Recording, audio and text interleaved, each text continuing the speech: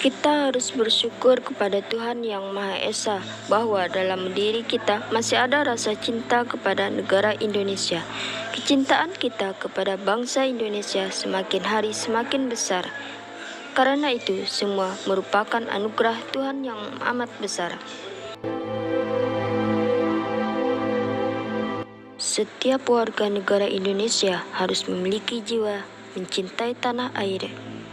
Bukti kita mencintai tanah air harus dibuktikan dengan kehidupan sehari-hari.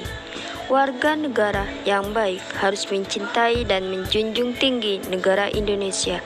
Hal ini karena mencintai dan menjunjung tinggi negara itu sudah merupakan kewajiban kita sebagai warga negara Indonesia. Negara Indonesia merupakan negara yang mempunyai pesona alam yang indah dan unik, yaitu sebagai negara kepulauan terbesar di dunia. Hal itu memberikan kesan tersendiri bagi siapa saja yang datang ke Indonesia.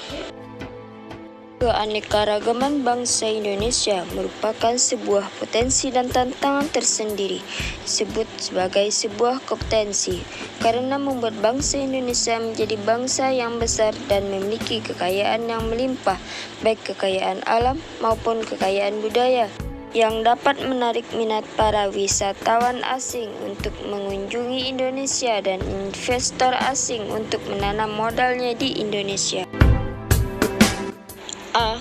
Ancaman terhadap integrasi nasional. Apakah di kelas kalian ada peta dunia? Coba kalian amati peta tersebut. Kalian dapat menunjukkan dan melihat posisi negara Indonesia yang berada di tengah-tengah dunia. Kemudian dilewati garis khatulistiwa. Apit dua benua, yaitu Asia dan Australia, serta berada di antara dua samudra, yaitu Samudra Hindia dan Pasifik. Kondisi tersebut menunjukkan bahwa wilayah Indonesia berada pada posisi silang yang sangat strategis dan ideal. Posisi silang yang diberikan Tuhan kepada negara Indonesia tidak hanya meliputi aspek kewilayahan saja, melainkan meliputi pula aspek-aspek kehidupan sosial di antara lain.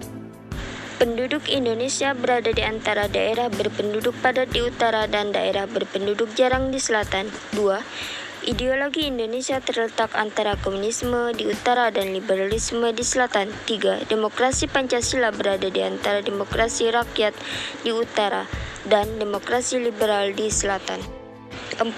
Ekonomi Indonesia berada di antara sistem ekonomi sosialis di utara dan sistem ekonomi kapitalis di selatan. 5. Masyarakat Indonesia berada di antara masyarakat sosialis di utara dan masyarakat individualis di selatan. 6. Kebudayaan Indonesia berada di antara kebudayaan timur di utara dan kebudayaan barat di selatan. 7. Sistem pertahanan dan keamanan sosial berada di antara sistem pertahanan kontinental di utara dan sistem pertahanan maritim di barat, selatan, dan timur.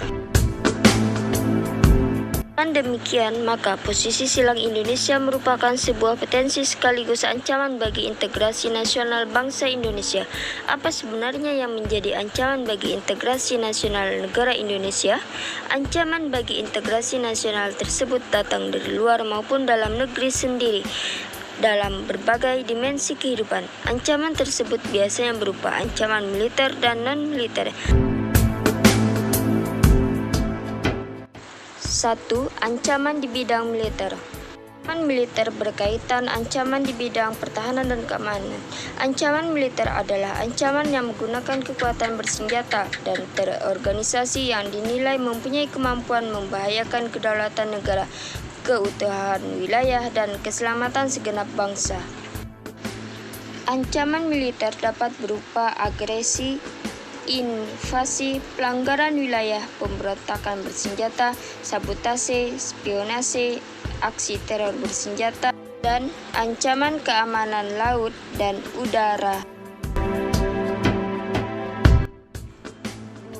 Ancaman non-militer. Ancaman non-militer pada hakikatnya ancaman yang menggunakan faktor-faktor non-militer dinilai mempunyai kemampuan yang membahayakan kedaulatan negara, kepribadian bangsa, keutuhan wilayah negara, dan keselamatan segenap bangsa. Ancaman ini salah satunya disebabkan oleh pengaruh negatif dari globalisasi. Globalisasi yang menghilangkan sikat atau batas pergaulan antar bangsa secara disadari maupun tidak telah memberikan dampak negatif yang kemudian menjadi ancaman bagi keutuhan wilayah negara, termasuk Indonesia.